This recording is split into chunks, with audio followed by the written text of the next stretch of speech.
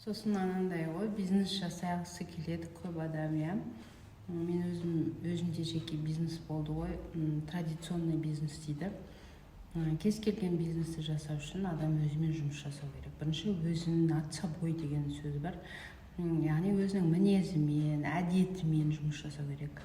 Кез келген ең мықты, успешный дейді ғой, жетістікке жеткен адам өзінің ұйқысымен, өзінің еңбекқорлығымен, өзінің тамағымен, өзінің сөзімен, өзінің әдетімен өзін өзі жеңіп жұмыс жасау керек.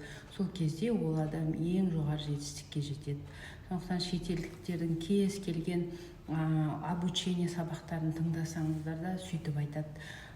Бұл Гербалаевта бар да. Адам өзімен өзі күресе алмаған адам әр нәрседен кемшілік іздеп, әр нәрседен сылтау іздеп